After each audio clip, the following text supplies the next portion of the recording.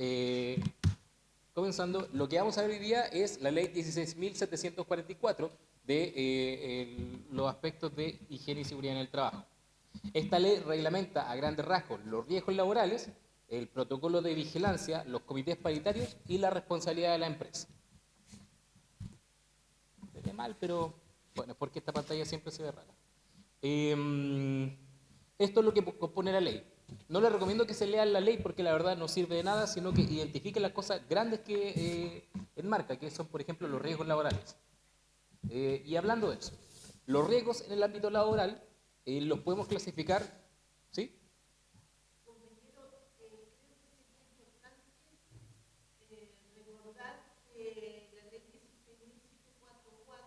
Uh-huh.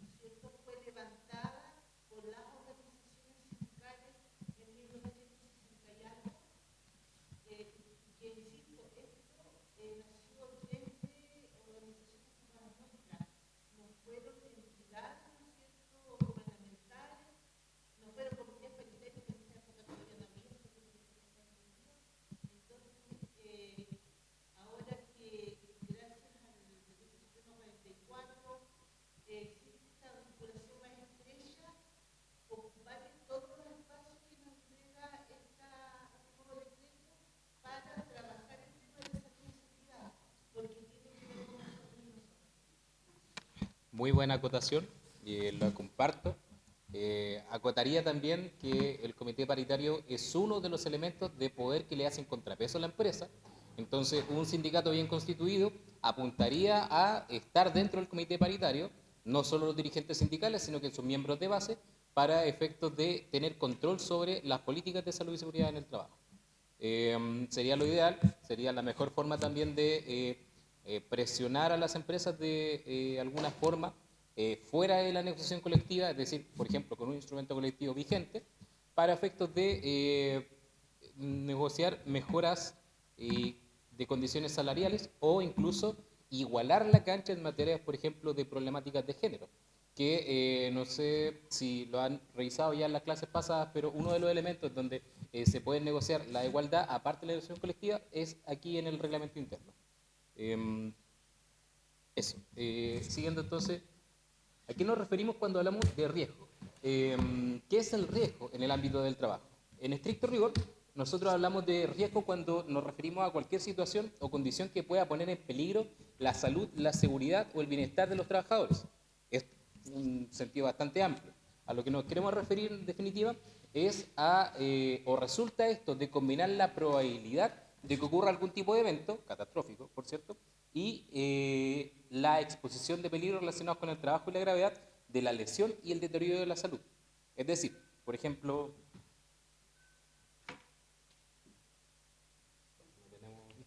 no tenemos eh, ¿tiene? Se lo agradecería mucho. Mientras no sea permanente, sí. No, que una vez nos pasó que estábamos rayando todas las pizarras y después. No. Bueno, por ejemplo, eh, una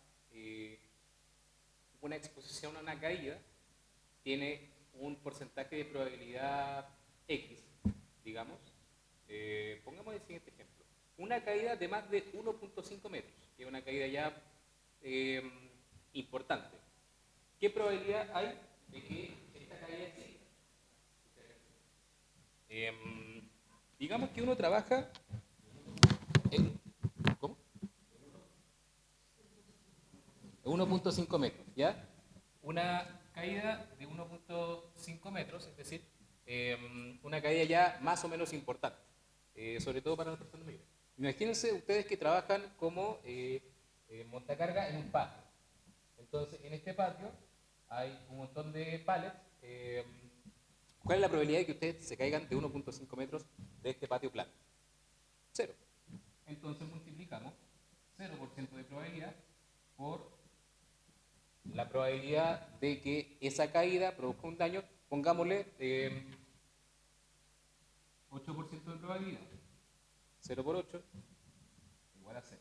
Entonces, en este espacio ficticio, no hay una posibilidad real de que exista un riesgo de caída de más de 1.5 metros. Así entendemos el riesgo.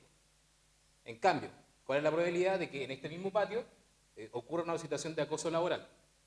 Bueno, tenemos que la jefatura tiene relación directa, o la supervisión tiene relación directa, con el encargado de mover los pallets. Y es una relación de dos personas que nadie más controla. Ahí entonces las variables son más complejas y varían, y es mucho más probable que sí ocurra una situación de acoso laboral. Entonces, en ese sentido, el riesgo ahí sí es posible. Bueno, eso como un pequeño ejemplo. Perdón, no escuché la pregunta. Vamos a verlo más adelante. Eh, bueno, como decía su compañera, esto siempre se ve mal que lata. Esto deriva del Decreto Supremo número 44 del 2024, que reemplaza al antiguo Decreto Supremo de 1969. Y se establece en este decreto, en síntesis, que el empleador tiene la obligación de informar oportuna y convenientemente a todos sus trabajadores acerca de los riesgos que traen sus labores, las medidas preventivas y los métodos de trabajo correctos. ¿De qué forma? A través de todas estas cosas. Por supuesto, el reglamento de orden, higiene y seguridad, que deberá tener elementos centrales para la protección del trabajador en el desempeño de sus funciones, por ejemplo, la obligación de uso de casco, por ejemplo, la obligación de realizar maniobras de una determinada forma o la obligación de manipular una herramienta de determinada forma. Un martillo es la forma más clásica de una obligación que aparece en el reglamento, pero también podría ser cómo manejar un torno, esta máquina que gira muy rápido y que eventualmente si uno pone la mano se la puede arrancar. También están las caídas peligrosas, los riesgos de atrapamiento, los extintores no son una forma de riesgo en sí, pero sí son un elemento que te permite desarrollar la prevención dentro del espacio de trabajo, y por lo tanto también tienen que estar marcados por esta forma. La salida de emergencia, por cierto. ¿Cómo clasificamos a grandes rasgos los riesgos laborales? Tenemos 4 grandes clasificaciones. No les saquen fotos, esto se los voy a acompañar, yo sí lo acompaño al tiro. De hecho, se los voy a enviar al WhatsApp ahora mismo, para que se puedan concentrar en la clase. Bueno, como decía, tenemos el riesgo de seguridad, que son, por ejemplo, estas caídas que se realizan a una altura de más de 1.8 metros, los atrapamientos, tenemos las explosiones en general, contacto térmico con el frío o el calor, incendios. También tenemos riesgos higiénicos. ¿Cuáles son los riesgos higiénicos? La exposición a gases, aerosoles, vapores en general o de altas presiones. Las presiones, por ejemplo, en la minería, dentro de la mina existe una presión distinta a la que hay en la atmósfera normalmente. O también en aquellos trabajos de montaña, donde la exposición a la altura es un factor relevante de riesgo. También tenemos riesgos musculoesqueléticos. ¿Cuáles son estos? Sobrecarga física. Por ejemplo, el jornalero o el trabajador de una obra de construcción que carga estos sacos de cemento de 25 o 50 kilos, cuyas normas internacionales cada vez hacen que estos sacos sean más pequeños para efectos de que el trabajador sufra menos, lo que contradictoriamente hace que un trabajador ocupe más sacos en un mismo viaje y carga más peso al final del día. Y finalmente los riesgos psicolaborales, que son estas exigencias psicológicas en el trabajo, apoyo social en la empresa y calidad de liderazgo, en donde yo creo que ustedes están más expuestos. ¿Por qué? Porque aquí se enmarca el acoso laboral y el acoso sexual, que hoy en día es el riesgo más directo, además de las enfermedades profesionales, por cierto, a sufrir por un trabajador. ¿Sí? Lo vamos a ver más adelante.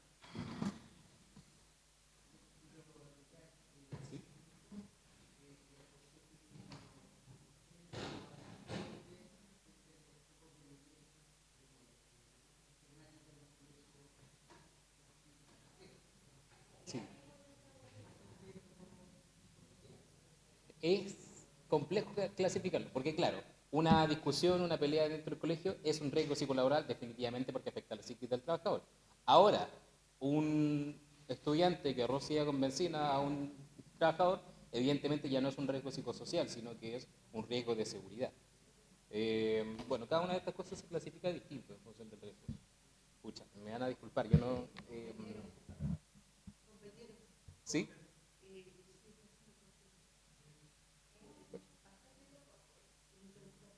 ¿Cuál? Ese. Es que en realidad un ejemplo práctico de esta clase. No, no sé. Voy a...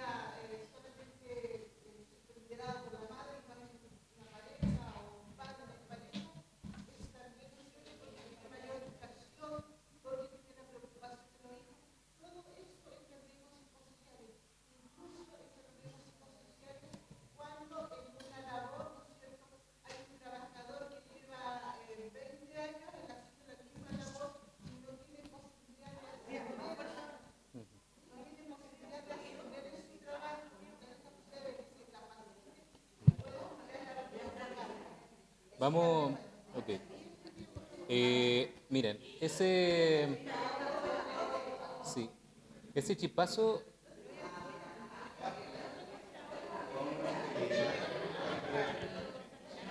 yo iba a proponerles cambiar de sala. Eh, Miren, cualquier cosa, si llega a ocurrir algo con este chispazo, les pido a todos ustedes que salgan por acá, evidentemente. Vamos a tratar de seguir la clase porque yo ya me he un encargado para que revise esto y él nos diga qué hacer. Se respeta la línea de mando para no mandarse ninguna tragedia. Pero por mientras vamos a ir con la clase, ¿ya? Como les decía, la gestión de los riesgos laborales, yo diría que no tenemos hoy en día una herramienta que permita obtener una evaluación primaria de los diferentes riesgos, sino que tenemos ciertos protocolos que nos permiten apoyarnos en estos riesgos. Ahora bien, el Instituto de Salud Pública ha puesto a disposición una guía de identificación y evaluación primaria de riesgos en el ámbito del trabajo, aquí y afuera. Entonces, esta guía, respondiendo a la pregunta de la compañera, es la que se puede utilizar en el comité paritario para determinar ciertos riesgos. ¿Ya? En el PPT está el link de donde está disponible y pueden descargarla. Ahora bien, ¿cómo se gestionan los riesgos laborales? A través de 3 etapas. La primera etapa va a ser la del levantamiento del proceso, que va a ser en el momento en que se van a identificar las diferentes actividades que se hacen en el trabajo y se realizan en el proceso productivo, junto con la frecuencia y la repetitividad que se hace. Esto a través de un instrumento que hay disponible, después lo vamos a ver. La segunda etapa es la identificación de los factores de riesgos asociados a estos procesos productivos. Por ejemplo, un acomodador de cajas que está cerca de una máquina que atrapa las cajas, repetitivamente tiene al menos 3 riesgos.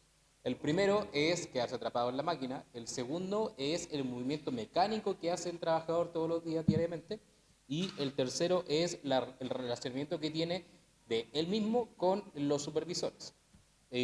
Solo por mencionar algunos, tiene más riesgos evidentemente, pero esos son los que uno evaluaría desde un primer momento haciendo este análisis.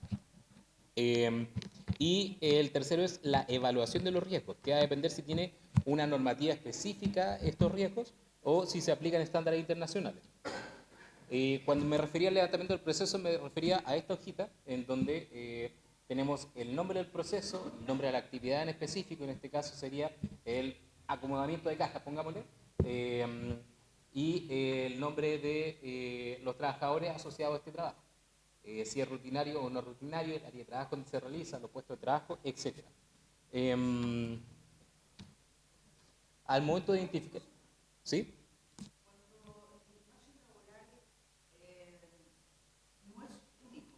Uh-huh.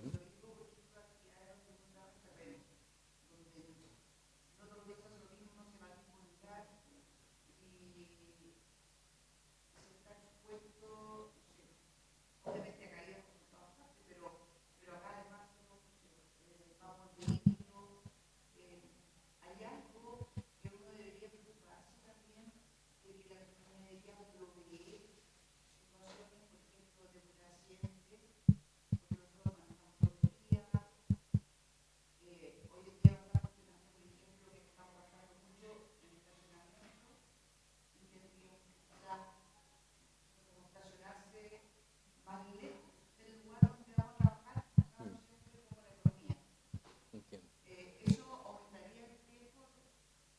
O sea, el riesgo dentro de un robo, dentro de, digamos, el robo dentro de un lugar de trabajo, por ejemplo, que es uno de los riesgos asociados a dejar el auto lejos o en un lugar no habilitado para eso, y claro, podría ser relevante. Ahora, la evaluación de los riesgos de acá es a propósito de los perjuicios que podría sufrir el trabajador dentro y a propósito del trabajo, ¿ya?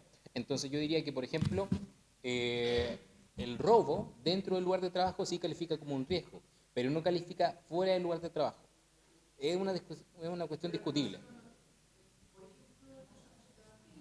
Uh-huh.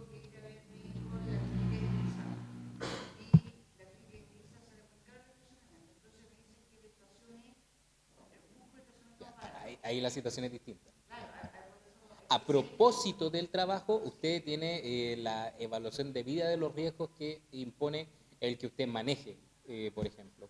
Entonces, no sé, solo por un ejemplo, a usted debería aparecer una obligación dentro del reglamento de no manejar más de 4 horas seguidas. A pesar de que usted no sea transportista, sí le rige esa normativa porque usted maneja un vehículo a propósito de sus labores. Pero insisto, todo esto es una identificación que se hace dentro de los comités paritarios en la que ustedes tienen que empujar por incrementar los riesgos, por aumentar la cantidad de riesgos a los cuales se tienen que prever.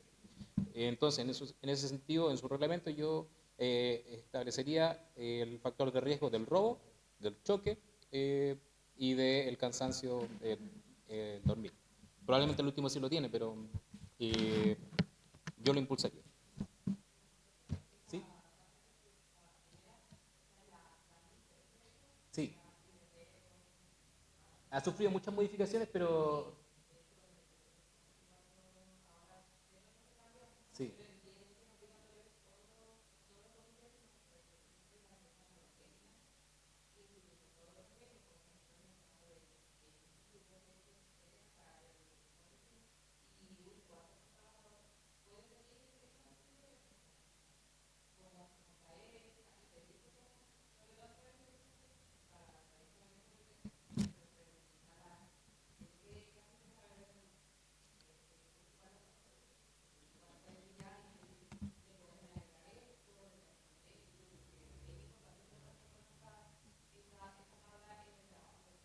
Claro, ahora el tema, y por qué nosotros,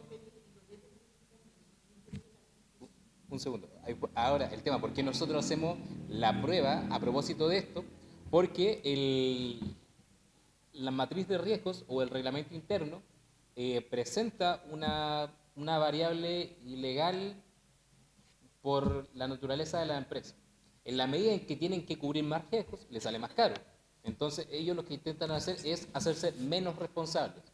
Y en ese sentido, si la matriz de riesgos y el reglamento interno están acorde a la ley, pero no cubren todos los riesgos psicolaborales o en general los riesgos laborales que podrían cubrir, los afectados son directamente ustedes. Y ahí entra su labor de buscar por incrementar más riesgos dentro de esta reunión. Y luego tenemos la evaluación de los riesgos, que es básicamente donde se determina cuál es el daño posible de los trabajadores a propósito de estos riesgos. El anterior, entonces tenemos acá la identificación del proceso productivo y de las cosas que hacen en general los trabajadores al momento de presentarse a trabajar. Aquí tenemos los riesgos asociados a este tipo de actividades, que por ejemplo, dolores musculares, ¿cómo se llama esto? La trombosis a propósito de las personas que pasan sentadas todo el día. Y luego tenemos la evaluación de estos riesgos. ¿Qué tan probable es que esto ocurra y qué tan probable o qué tan dañino va a ser para el trabajador? Que también es parte de la evaluación de los riesgos.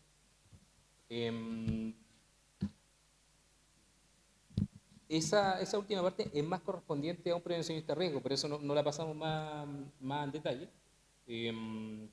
Ustedes tienen que entender a grandes rasgos que lo que ustedes necesitan dentro del reglamento es identificarlos. Una vez identificados, es muy difícil que la empresa los elimine. Y ahora, como decía, y muy a propósito de la palabra de la compañera, y de la compañera también, es importante que ustedes participen en estos procesos porque si no están de acuerdo, ustedes pueden impugnar este reglamento, pueden impugnar esta evaluación. ¿Cómo?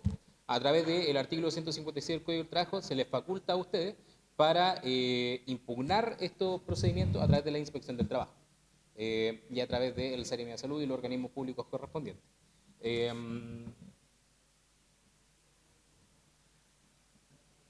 Las sanciones para la empresa son amonestaciones y multas de hasta 25% de la remuneración diaria de cada trabajador asociado a estos factores de riesgo. Entonces es bastante alta.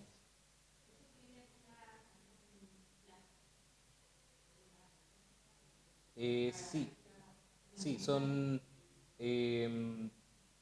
a propósito del momento en que empieza a regir el reglamento, se debe poner en conocimiento a los trabajadores 30 días antes de que éste comience a regir. Y ese es el periodo que ustedes tienen para impugnarlo. Para la empresa más chica es distinto. En general son de 15 días hasta antes de que comience a regir. Generalmente se les presenta a ustedes un anexo de contrato de que se les ha prestado el... Un segundo, voy a...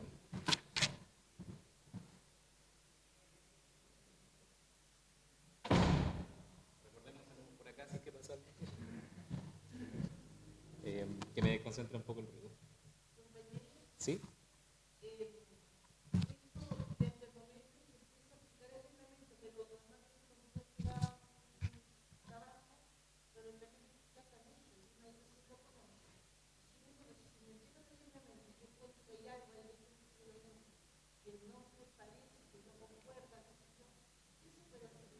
Tiene dos vías. La primera, que es la que más sirve en realidad, es esperar a la elección del comité paritario, una vez que se actualice el reglamento, porque se tiene que actualizar periódicamente, y impugnarlo en esa vía. La segunda es que usted, a través de un riesgo real, por ejemplo, el no contar con elementos de protección personal en su trabajo, ni encontrarse esto dentro del reglamento interno para la obligación de proveérselo a usted, vaya a reclamar ante la inspección del trabajo y le denuncie por no otorgarlos. La situación más clásica es que un trabajador que está en la construcción no le entreguen casco. Y en el reglamento interno no aparezca la obligación de entregarles casco ni que ellos lo utilicen. Ya, eso evidentemente, a pesar de que haya pasado un comité paritario, es ilegal. Pero hay muchas zonas grises, y yo creo que para allá su pregunta, en la que la inspección de trabajo no tiene la facultad para fiscalizar factores de riesgo. Y ahí, lamentablemente, lo único que puede hacer es esperar al comité paritario para impugnarlo. Eh, no, hay que ser parte del comité paritario, por eso se eligen. Bueno, igual lo vamos a ver más adelante, pero sí, los comités paritarios se postulan. Entonces, ustedes, al postularse, como sindicato, la idea es que se postulen o postulen a uno de sus socios para tener una línea directa y, en el fondo, pelear todas estas situaciones. Porque también pasa, evidentemente, que la empresa selecciona a los compañeros que van a ir al comité paritario, les dice, ya, ustedes tienen que votar por esta persona. No es la idea, ¿verdad?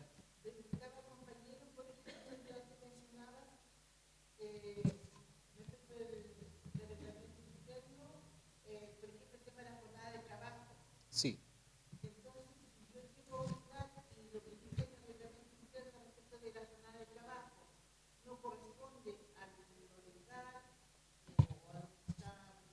Uh -huh. Ya, es que ese es uno de los casos distintos. Por eso ponía el ejemplo del casco del obrero. Porque hay casos en que el riesgo es tan evidente que la ley lo que ha hecho, o la legislación lo que ha hecho es regularlo estrictamente. Entonces, por ejemplo, para la jornada laboral, una jornada laboral por encima de lo legal, además de incumplir con el reglamento interno, si es que está definida ahí, es ilegal. Entonces, tiene doble impugnación, doble sanción. ¿Qué es lo que puede hacer usted? Ir a reclamar ante la inspección de trabajo y decir que su jornada laboral no cumple con el estándar legal. Pero, por ejemplo, no sé si alguien aquí trabaja de secretaría o de administrativo todo el día, ya. Si a usted no le entregan una silla ergonómica, por ejemplo, es súper difícil que usted yendo a la inspección del trabajo le ayuden en algo, porque la silla ergonómica no es un derecho adquirido por la ley, es parte del reglamento interno porque es parte de las funciones que se establecen como elementos de seguridad, porque si no utiliza una silla ergonómica, eventualmente usted va a tener dolores lumbares o eventualmente trombosis. Eh, Claro, el pisapiés también es una buena opción. Y claro, si uno llega a un trabajo de administrativo y no hay pisapiés, no hay silla ergonómica, no puede ir a reclamar ante la inspección del trabajo. No le van a hacer nada, no los van a ayudar.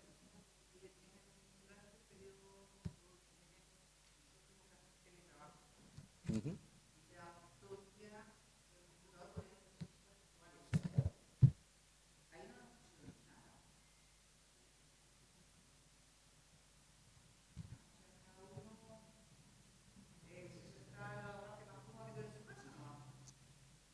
Lamentablemente esa batalla había que ganarla antes de iniciar la pandemia y uno entiende que las condiciones materiales no daban para realizar esa batalla. ¿Sí?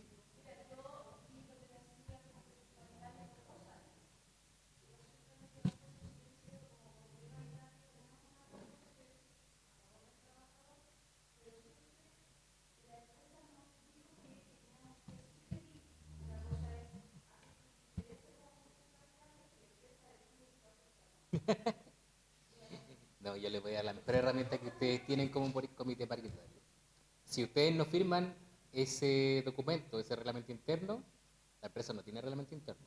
Y si no tiene reglamento interno, es una multa millonaria. Ustedes tienen el poder, y el mayor poder que tienen los trabajadores en el comité paritario es que si no firman el comité, no firman el proyecto de reglamento interno, la empresa no tiene reglamento interno y cae en ilegalidad. Entonces, cuando ellos les dicen, no, ustedes propongan nomás, nosotros vemos si lo aceptamos, no, pues,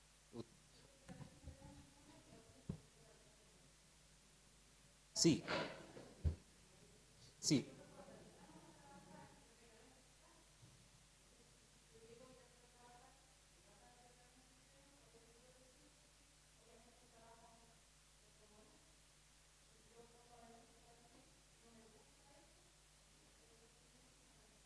sí, evidentemente.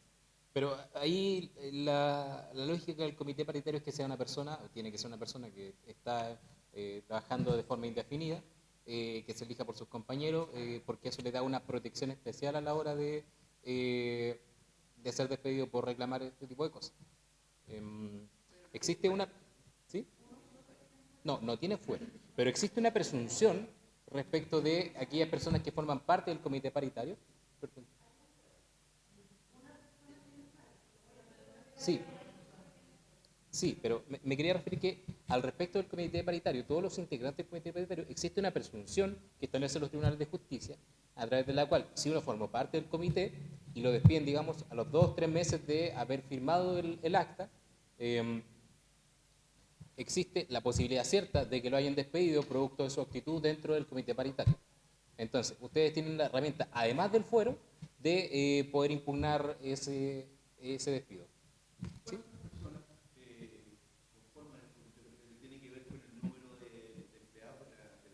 ¿Sabe qué? Me pilló, no recuerdo el número exacto. Ya.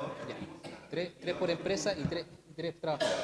Mi tema está que tiene que ser representativo de las distintas áreas, es decir, por ejemplo, si hay administrativo, obrero, ejecutivo, tiene que haber un representante de cada área. No, no necesariamente. No necesariamente.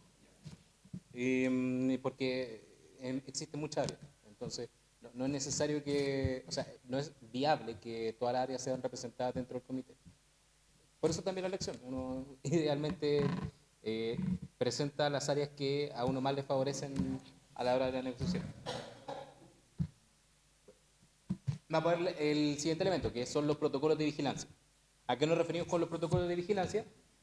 Son estos instrumentos que buscan ser una herramienta reglamentaria y unificadora de los criterios en el proceso de identificación y evaluación de los factores de riesgo. Es decir, que sirven como herramientas de control y seguimiento de los factores de riesgo. ¿Se le ocurre alguna herramienta de seguimiento y control de los factores de riesgo a ustedes? ¿Cómo? No le entendí. Una bitácora. Ya, pero sea más específico. ¿A qué se refiere con la bitácora?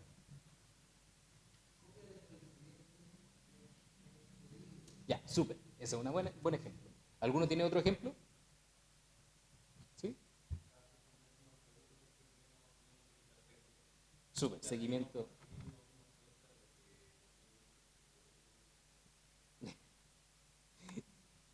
Súper. Son varios. Tenemos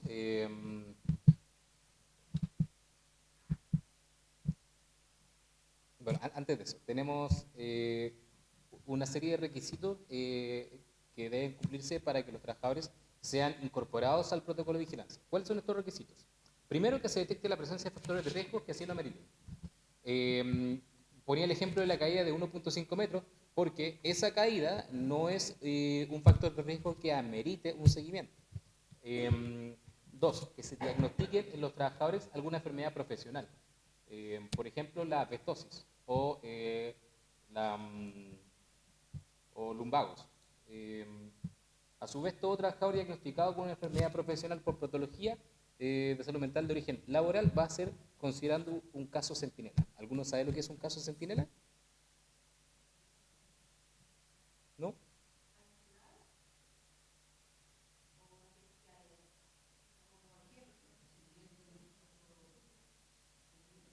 No, los casos centinela son casos que requieren seguimiento específico del trabajador producto de elementos que pueden repetirse en el trabajo.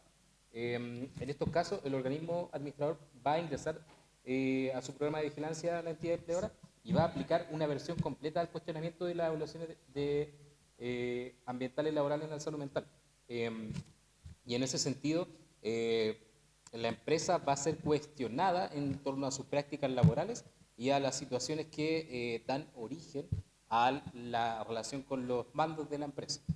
O sea, para efectos prácticos, que si hay una situación de acoso laboral en su empresa y se determina como un caso centinela, los institutos de salud van a tener que evaluar si las políticas de relacionamiento social dentro de sus empresas cumplen con estándares normativos o no. Y si no los cumplen, bueno, se dan multados. Sí, sí, de hecho hay una política bastante impulsada en el último tiempo para el burnout. ¿Alguno los conoce? El burnout. Lo voy a escribir porque mi inglés no es tan bueno.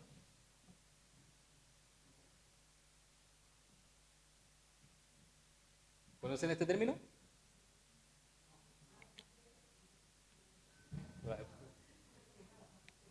Exactamente. De hecho, es muy famoso este término. A uno le dicen llorón cuando se refiere a este tipo de situaciones, cuando se siente muy estresado en el trabajo, bueno, probablemente alguno de ustedes, alguno de acá lo haya sentido alguna vez. Que no es una situación de depresión ni tampoco es una situación estacionaria por el invierno o porque justo le está yendo mal en el trabajo. Eh, este concepto se refiere a la situación en la que un trabajador está tan sobrepasado por la carga mental, emocional y física de su trabajo que su cuerpo ya no responde. Su cuerpo mentalmente y también físicamente en algunos casos ya no responde. Entonces, no sé si a alguien le ha pasado que tiene que realizar actividades y es incapaz de realizar una actividad dentro de su trabajo y tuvo que pedir licencia psiquiátrica o algún tipo de atención médica por cómo se sentía. No es el momento para que lo comparta porque yo creo que eso es una situación bastante personal, pero ¿tenía algo que decir?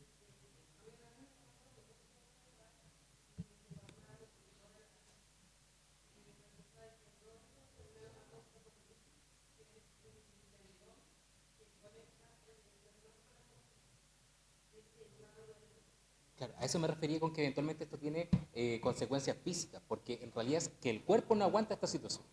Eh, entonces, claro, yo les recomiendo que si algún compañero de ustedes o ustedes mismos les pasa alguna situación así, se sienten así, tómenlo con la seriedad que se necesita en virtud de sus cargos y derívenlo a una consulta psiquiátrica, derívenlo a la H y que la H clarifique si esto es un compañero alaraco o si realmente estaba en un caso grave.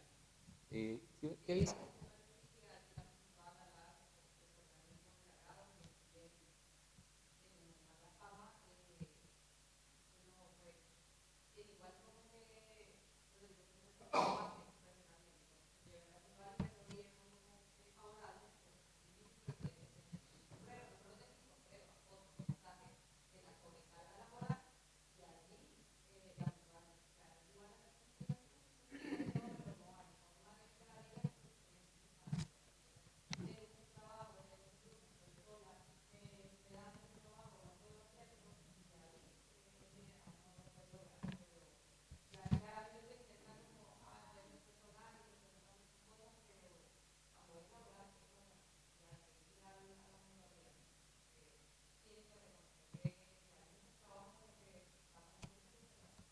Sí.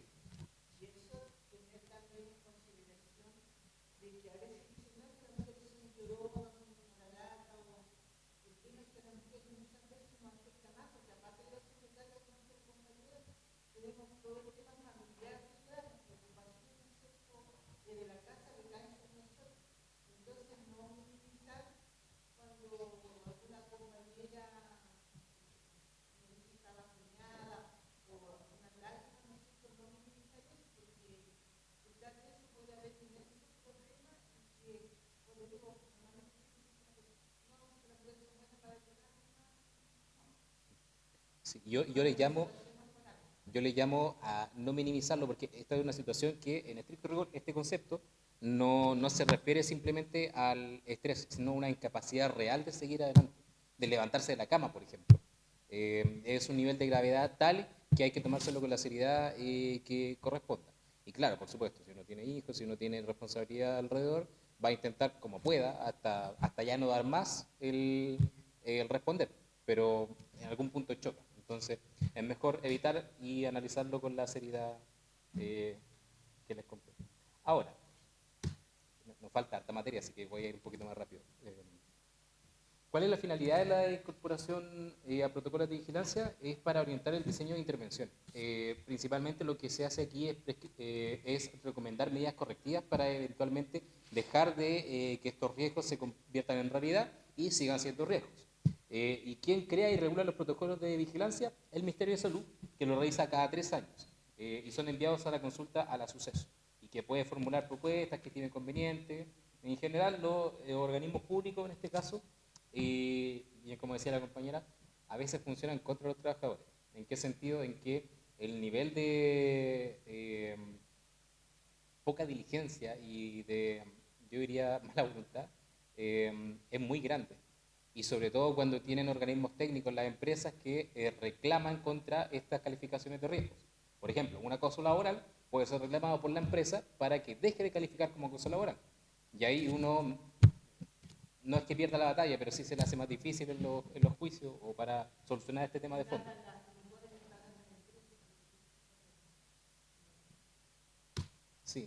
¿Cuáles son los protocolos de vigilancia que existen?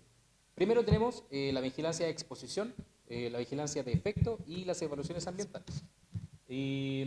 La exposición consiste generalmente en una exploración médico-fisiológica que se realiza periódicamente a los trabajadores, en la cual se revisa una medición, la exposición interna o control biológico, para determinar el nivel de absorción de contaminantes realizada por el organismo a cada trabajador o trabajadora. Por ejemplo, la exposición al silicio. ¿Alguno aquí conoce un caso de asbestosis? Bueno, la asbestosis es el caso más famoso para este tipo de vigilancia. ¿Por qué? Porque la asbestosis, es decir, aquellos trabajadores de la empresa Pizarreño que desarrollaron esta labor durante toda su vida, presentaron cánceres relacionados con el asbesto muy posterior a haber terminado su trabajo en la empresa. De hecho, muchas veces hasta después de que la empresa dejó de existir, porque es una situación de riesgo que se presenta hacia el futuro, unos 20, 30 años después. Entonces, una vez que este se hizo famoso, se elevó a través del Ministerio de Salud la necesidad de levantar casos de seguimiento a trabajadores que ya no formaban parte del lugar de trabajo.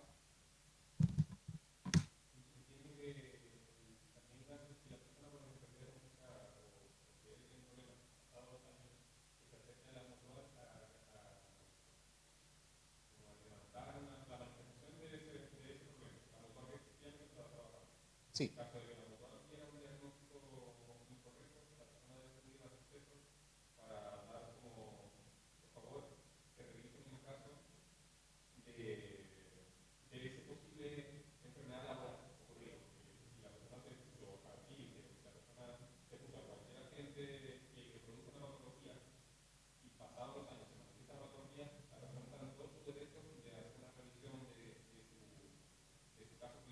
Exacto. Eso es lo que ocurrió a partir de los casos de asbestosis.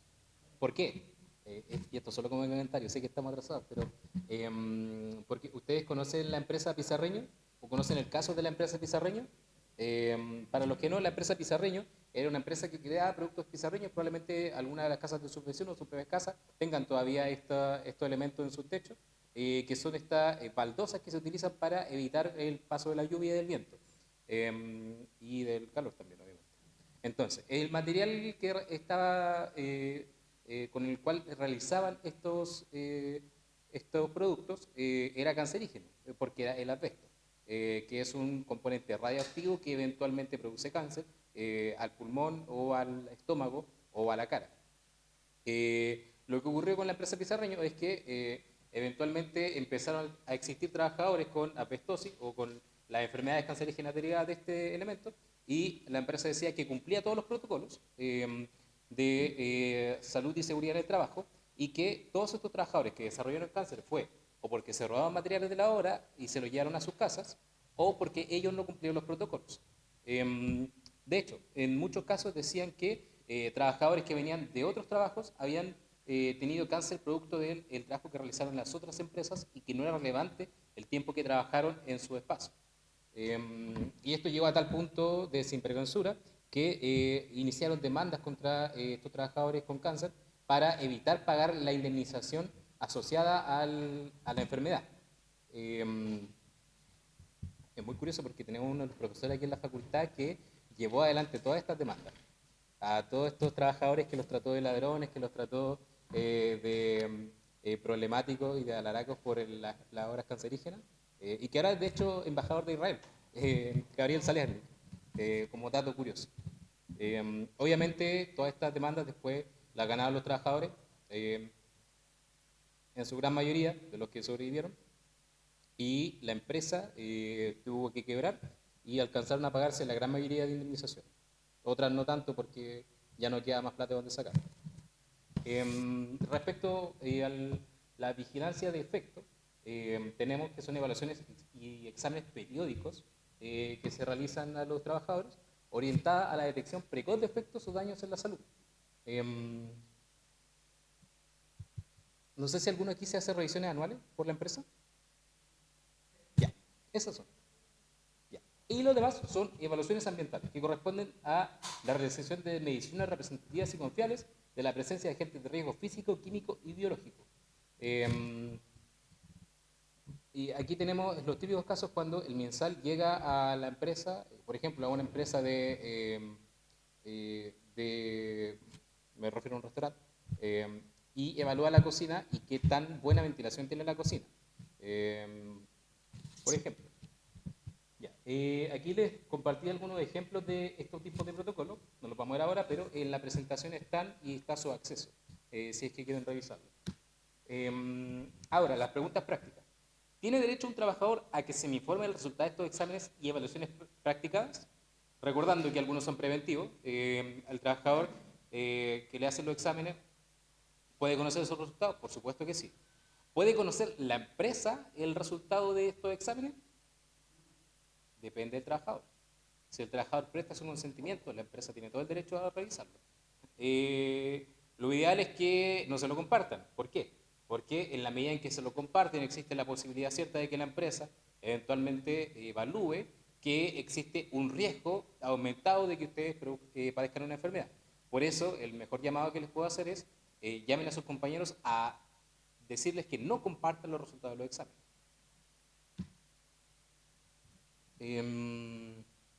Bueno,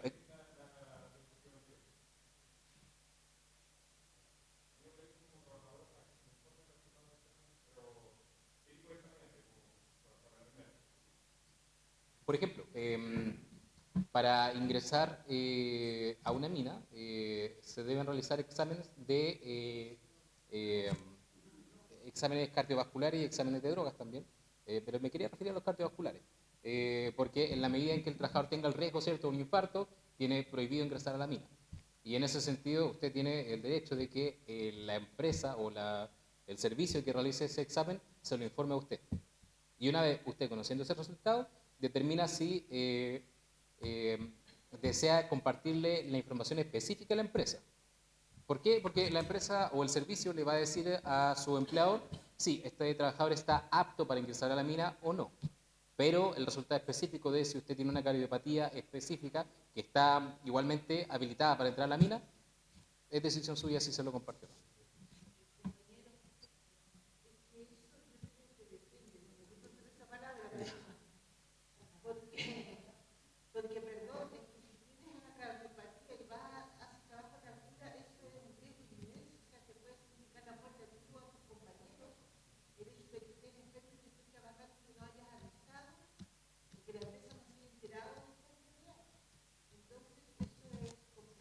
Ya, pero es distinto. Yo me refiero no a que la empresa no sepa de un resultado negativo, porque la empresa sí está obligada o sea, los servicios que realizan estas mediciones están obligados a compartir con la empresa aquellos resultados que sean incompatibles con la realización del trabajo. Ahora, el resultado médico específico, por ejemplo, el tipo de cardiopatía que sufriría el trabajador, no es necesario compartirlo con la empresa. Exacto. Miren, solo en función del tiempo, me voy a saltar las obligaciones de los exámenes realizados porque yo creo que eso no es tema de examen. Hablando de responsabilidad de la empresa, la empresa incurre en responsabilidad cuando el trabajador sufre un daño. ¿Qué tipo de responsabilidad podría tener la empresa? Responsabilidad civil, por cierto.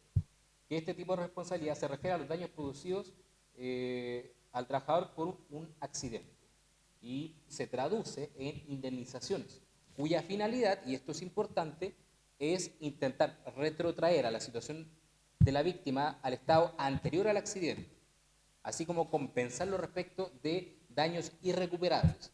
O sea, que lo que intenta hacer la responsabilidad civil es que el trabajador quede igual a como estaba antes de sufrir el accidente y en caso de que eso sea imposible, compensarlo para el futuro.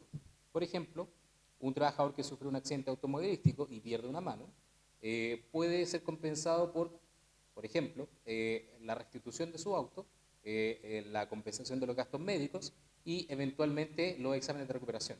Y una compensación hacia el futuro de por vida, de algún tipo de monto, un pago único me refiero, no un pago mensual, por la mano que ha perdido, ya que esto no es reparable, al menos por ahora.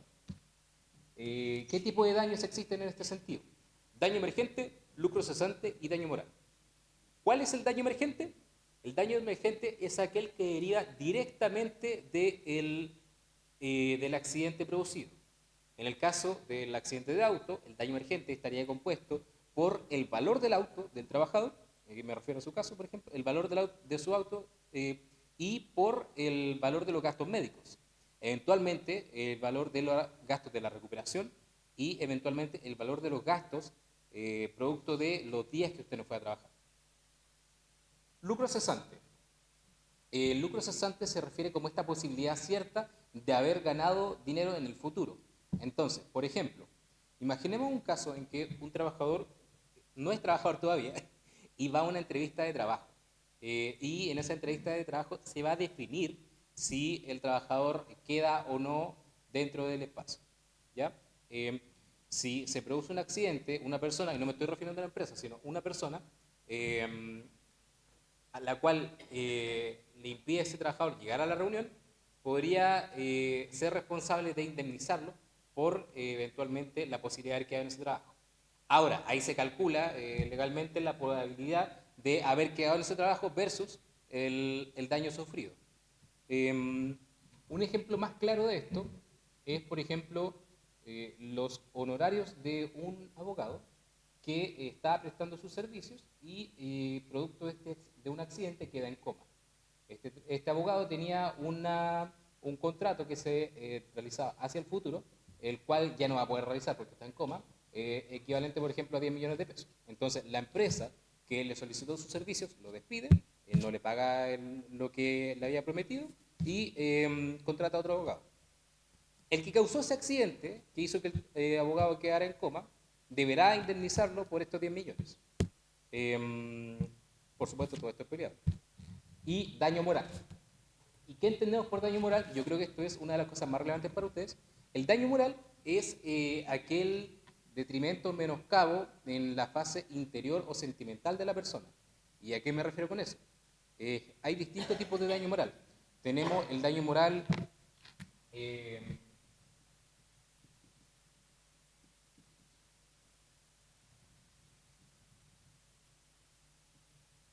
psicológico,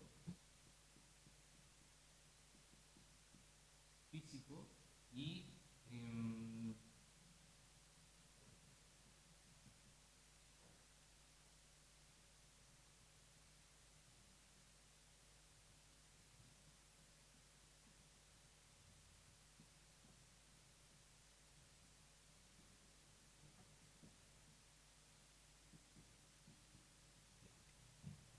psicológico, físico y emocional. Uno pensaría que emocional y psicológico es lo mismo, pero no, me refiero a cosas distintas. El daño físico se entiende como cualquier menoscabo hecho en el cuerpo. ¿Por qué? Porque el cuerpo no es evaluable. Por ejemplo, si una persona pierde una mano, la mano no tiene un valor per se.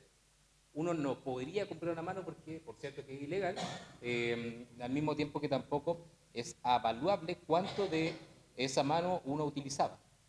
No sé, un ejemplo muy clásico, un trabajador tiene 3 dedos atrofiados, pierde la mano. ¿Qué tan valiosa es esa mano versus un trabajador que tiene todos los dedos útiles? No es algo que uno pueda definir, pero la jurisprudencia ha hecho que a través de un baremo jurisprudencial se determine cuánto vale la pérdida de cada extremidad. Que eso siempre es alegable, siempre es refutable, pero se hace un parámetro un poco más objetivo. Daño psicológico. Aquí entra, por ejemplo, la depresión o entra el estado postraumático.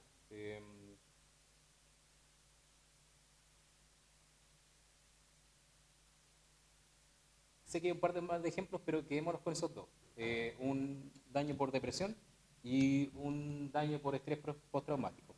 Eh, por ejemplo, el daño emocional, o lo que me refiero con proyecto de vida, se refiere a aquellos daños que no son evaluables, que se refieren a las cualidades propias de la vida de una persona. Por ejemplo, ya imaginemos el peor de los casos. Un trabajador se queda sin piernas. Es terrible, por supuesto, pero ¿qué tanto valen esas piernas respecto de un trabajador que no utilizaba sus piernas para trabajar? Imaginemos una persona administrativa que pasa todo el día sentado. Imaginemos ahora que este trabajador es un corredor profesional. Es decir, que no va a poder seguir desarrollando su afición o su hobby al cual está acostumbrado, que por el cual, por ejemplo, no sé, ha ganado medallas. O que el trabajador efectivamente tenga que utilizar sus piernas para realizar su función. Estas tres situaciones que yo mencioné recién se valoran de forma distinta. Y se valoran de forma distinta porque se determina si es que el daño realizado le corresponde de alguna forma a lo que a las características principales de la persona hacia el futuro. Y esto en realidad más bien un comentario porque estos tipos de daño, ojalá que ustedes no tengan que revisarlo. Tenemos la responsabilidad penal como otro tipo de responsabilidad, que es aquella consecuencia jurídica derivada de la comisión de un hecho tipificado por la ley penal por un sujeto imputable, siempre que dicho hecho sea contrario al orden jurídico, es decir, que sea antijurídico y punible. ¿Qué se refiere? Que se cometa un delito, cualquiera del Código Penal. ¿Puede acusarse penalmente a la empresa por un accidente del trabajo? Sí, pero no responde la empresa en sí, no responde, por ejemplo, Sibarita, responden los ejecutivos, representantes legales de la empresa. Y estas son las personas que van a estar, enfrentando la cárcel. Igual decir cárcel es una palabra muy grande para la responsabilidad penal que tiene la empresa, en general es muy baja. Por ejemplo, aquí les doy un par de ejemplos de casos que generan responsabilidad penal. Por ejemplo, la falta de supervisión técnica de las labores que originaron el accidente del trabajo, por ejemplo, que un montacarga no tenga supervisor, que una persona que monta una grúa no tenga la licencia de conducir para ello, no poner a disposición elementos de protección personal, entre otros. Ya, y ahora vamos a la parte más importante del curso, o sea, de esta clase. El Comité Paritario de Orden, Higiene y Seguridad. ¿Qué es? Es una unidad técnica de trabajo conjunto entre la empresa y los trabajadores que sirve para detectar la evaluación de riesgos accidentales y enfermedades profesionales que pudieran sufrir los trabajadores. Sus decisiones serán obligatorias para la empresa y para los trabajadores. ¿Dónde deben formarse los comités paritarios? En empresas que tengan a lo menos 25 trabajadores. Si hay más de 100 trabajadores en la empresa y se trata de constituirse un departamento de prevención de riesgos profesionales dirigido por un experto. La mayoría de empresas tienen un departamento. Y si existen más de una faena o sucursal, debe crearse un comité paritario en cada lugar donde trabaje más de 25 personas. Además de eso, se va a constituir un comité paritario permanente de toda la empresa que supervigilará el funcionamiento de los comités paritarios. Es decir, es un órgano más estructurado. Si estamos a lo largo de todo Chile, van a haber al menos 15 comités paritarios, además del comité paritario general. No, no. Un segundo.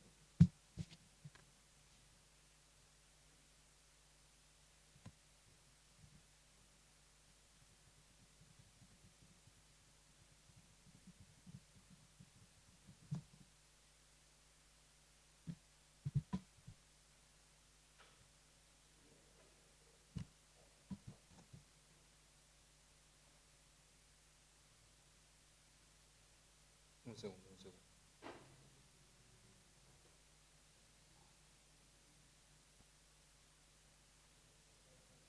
Deme un segundito.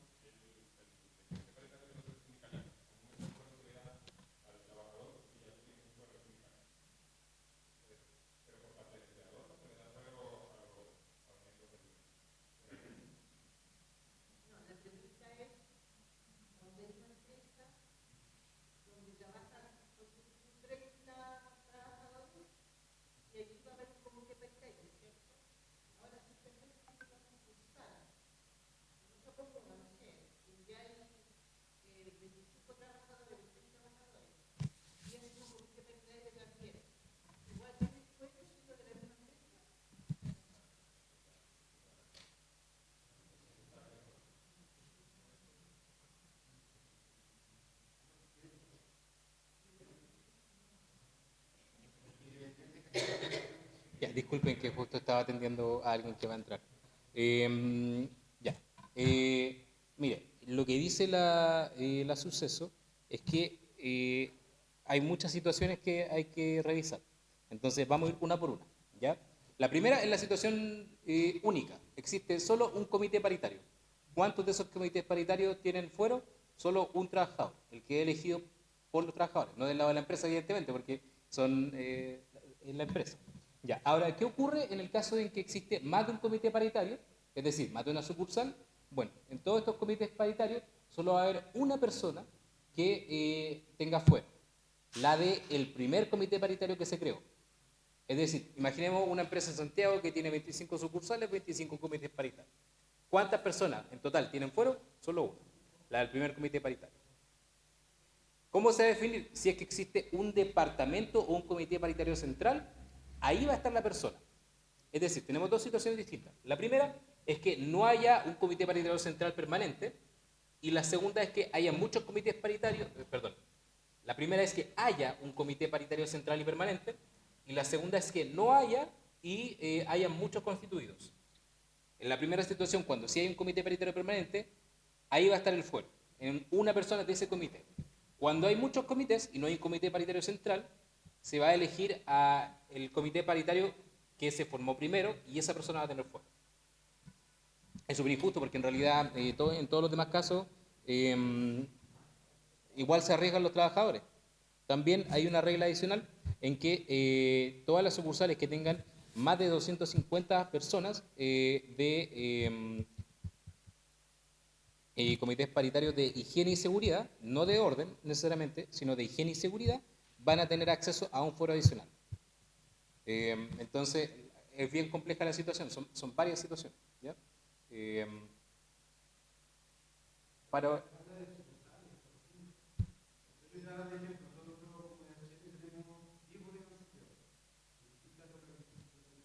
¿sí?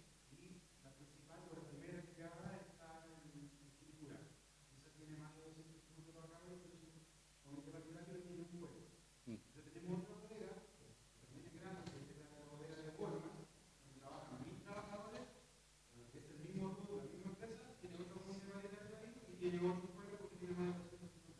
Exacto. Ahora, ¿qué le recomendaría yo? ¿O qué podrían hacer? Eventualmente hacer un comité permanente y que ese comité permanente no esté situado en Quilicura, sino que esté constituido en otra sucursal o en otra faena. Y así tienen tres fueros. ¿Cuáles son las funciones del comité? O sea, no sé si tiene alguna duda con eso. Yo sé que lo dije medio enredado, pero no sé si alguien quedó colgado. ¿No? Ya, súper. ¿Cuáles son las funciones del comité? Primero, asesorar e instruir a las personas trabajadoras para la correcta utilización de los instrumentos de protección. Eh,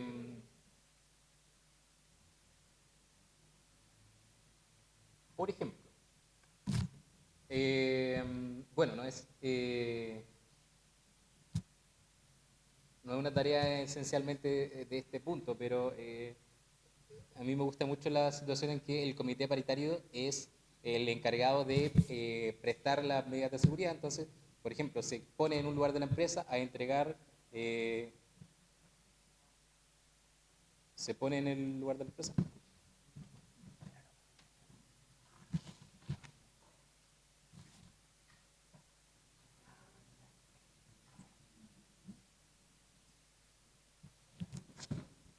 Disculpe. Yo les ponía esta situación en que el comité paritario se instala en un lugar de la empresa a entregar elementos de protección personal. Por ejemplo, para los choferes se les entregan anteojos que cubren el sol y eventuales impactos. ¿Por qué es bueno esto? Porque simplemente podría ser el supervisor, podría ser la empresa. Pero ¿por qué es bueno que el comité paritario lo haga? Porque así sus compañeros van a verlos trabajando y van a ver que se preocupan por ustedes. Entonces, eso fortalece la unidad de los trabajadores y eventualmente es una política de promoción para eventuales dirigencias. De hecho, el paso lógico podría ser que antes de una elección sindical se determine que un compañero del sindicato integre un comité paritario para eventualmente que esa persona se posicione dentro de la empresa o del sindicato para que en el futuro, cuando se promueva como dirigente sindical, la gente vote por él. Solo un ejemplo. Si ustedes quisiesen hacer una permanencia de su estadía en el sindicato a través de su grupo, esta es una buena herramienta. Vigilar el cumplimiento tanto por parte de las entidades empleadoras como de las personas trabajadoras de las medidas de prevención, seguridad y salud del trabajo. ¿Cuál es su función aquí? Es ir y molestar a la empresa. Molestar a la empresa porque, por ejemplo, el lugar está sucio, porque hay una viga del techo que está a punto de caerse, porque los baños están en mal estado, y su función es molestar. Investigar con resguardo la información de carácter sensible o confidencial, las causas de los accidentes de trabajo, enfermedades profesionales, incidentes peligrosos u otras que se relacionen con el trabajo. Entonces, ¿qué ocurre? Por ejemplo, si un trabajador tiene un accidente de camino al trabajo, su labor va a ser investigar en qué condiciones ocurrió ese accidente y si el trabajador se había desviado o no del camino hacia el trabajo. Decidir si el accidente de trabajo o enfermedad profesional, cuyas causas se hubiera investigado previamente, se debió a la negligencia inexcusable de la persona trabajadora en los términos del artículo 70 de la Ley de Prevención de Higiene y Seguridad. Y estos son de los casos más complejos, porque aquí se debe decidir generalmente un trabajador que no tiene la información a mano, que no tiene la expertise técnica, si un trabajador se expuso o no imprudentemente. Es complejo porque depende de lo que uno comprenda de imprudente, y eso es muy subjetivo en algunos casos. Indicar la adopción de todas las medidas de seguridad y salud que sirvan para la prevención de los riesgos laborales. Y aquí se promueve, por ejemplo, la instalación de algunas cosas como esta misma cosa de no fumar dentro de la sala. Promover la realización de cursos destinados a la capacitación profesional de las personas, informar a la entidad empleadora cuando se detecte que en el lugar de trabajo hubiesen sobrevenido un riesgo grave. Por ejemplo, este es un ejemplo muy personal. Yo hace tiempo trabajaba en una empresa como administrativo, y dentro de la empresa de pronto se malogró la luz. Entonces, ¿qué hizo un compañero que era bien comprometido con la empresa? Abrió su cajón, agarró su destornillador, ajustó la luz y se arregló. Y el comité paritario lo tuvo una hora hablándole de por qué no podía hacer eso y retándolo por qué no podía hacer eso, porque claro, se puede haber electrocutado. Por eso tampoco toqué ese interruptor. ¿Sí?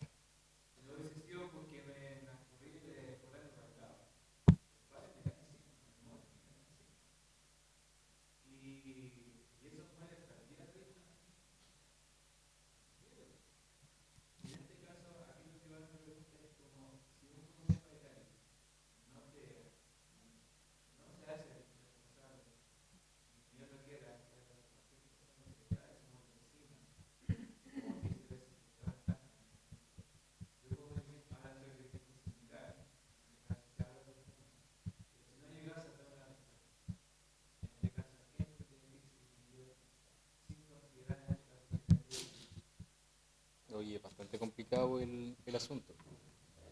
Yo diría que la mejor herramienta que tiene es mandar un correo. Y por lo inútil que pueda parecer eso. ¿Por qué? Porque la cuestión es así.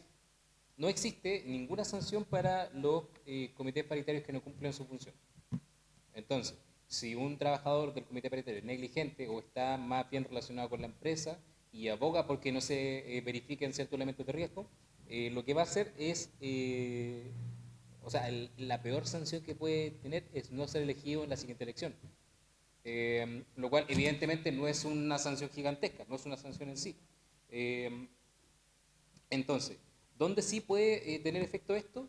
Desde el momento en que el comité paritario es informado oficialmente de un riesgo psicolaboral y no lo previene. Entonces, en un eventual juicio, lamentablemente esto ya es post un accidente del trabajo, el tener el respaldo de un correo le permite al trabajador poder reclamar más efectivamente la tutela por ese accidente. Es súper fome porque en realidad no es preventivo, pero es lo que puede hacer. Ahora bien, habiendo enviado ese correo, yo recomendaría amenazar a la empresa diciendo, bueno, yo voy a presentar todos estos correos que envié con la identificación del riesgo a todos los trabajadores que eventualmente pueden sufrir un riesgo o un accidente por esta situación, haciéndolo responsable y persiguiéndolo hasta la última instancia. Y eso obviamente es irse mala con la empresa, pero es la opción que tiene también. ¿Sí?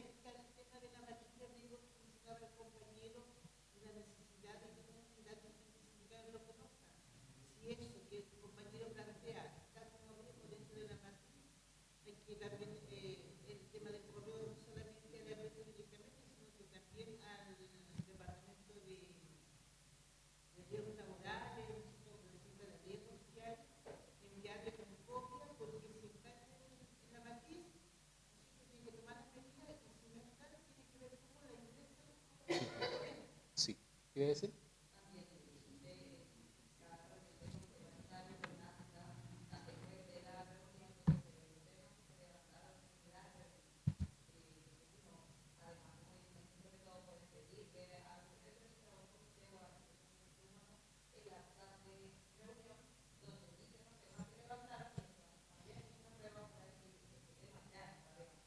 Mm.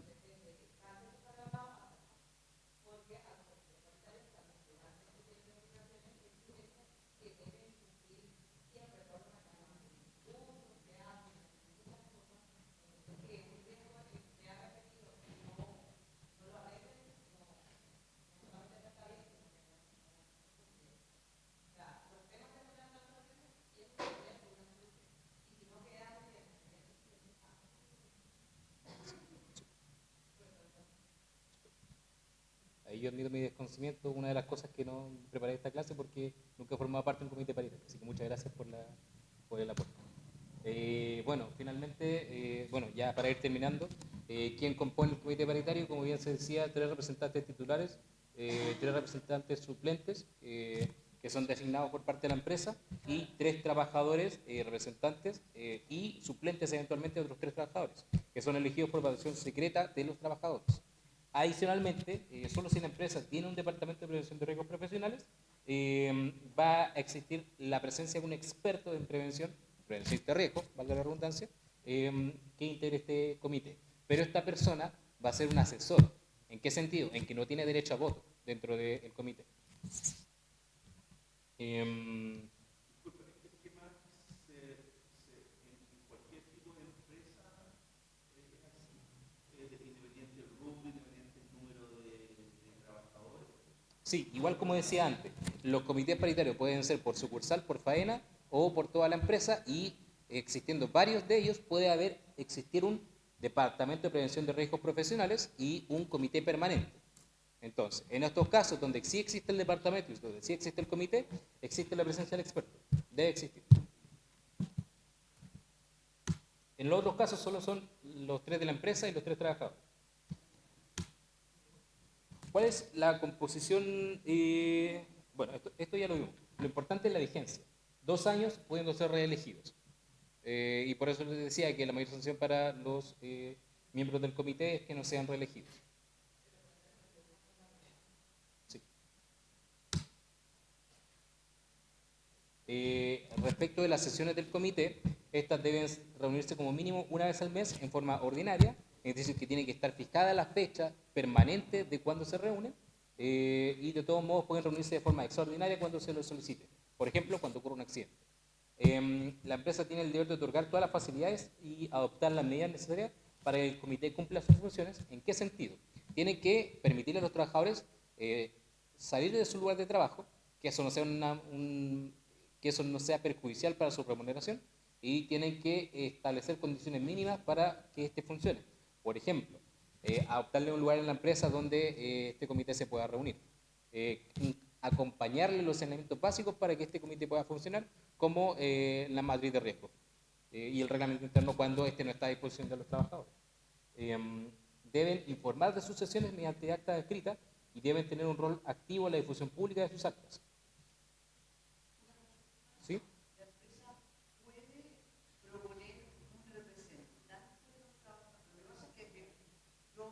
Sí, me imagino, lo hacen. La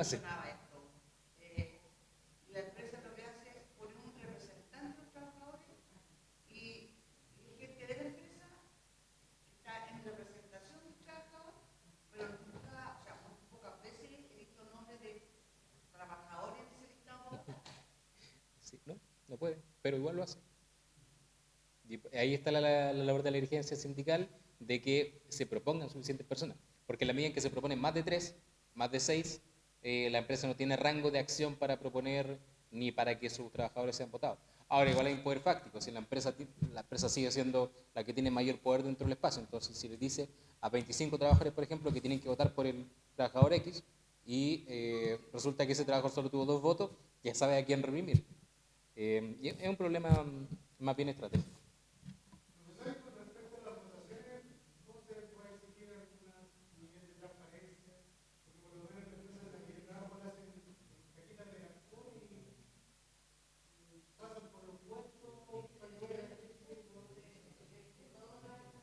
Sí.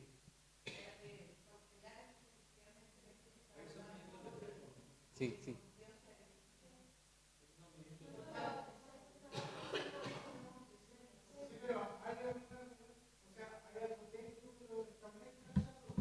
Es curioso, todos los espacios calificadores de elecciones o todos los espacios donde hay elecciones se rigen en última instancia por el Tribunal Calificador de Elecciones que existe a nivel constitucional, el TRICE, que revisa las votaciones de todo Chile. Entonces, si uno se quiere poner estándares de probidad y transparencia, tienen que revisar los estatutos del TRICE y revisar cuáles son esas exigencias. Por ejemplo, que la urna sea transparente. Por ejemplo, que se realice el conteo de votos en presencia de todos. Que los votos no se escondan, o sea, que las cajas de votos no desaparezcan de la vista pública, entre otras cosas. Que haya la presencia permanente de todas las partes interesadas durante la votación y durante el conteo. Ese tipo de cosas se pueden exigir, pero la verdad es que es difícil cuando son empresas más bien chicas. Es difícil que se cumplan los estándares. No existe propiamente tal un organismo oficial que califique las elecciones dentro de estos espacios. Además de los ministros de fe, evidentemente, pero los ministros de fe no tienen por decirlo así, una capacidad efectiva de verificación de todas las normas que establece el TRICE. Son más bien como gente que va a mirar que todo se realice. Entonces es una zona más o menos gris.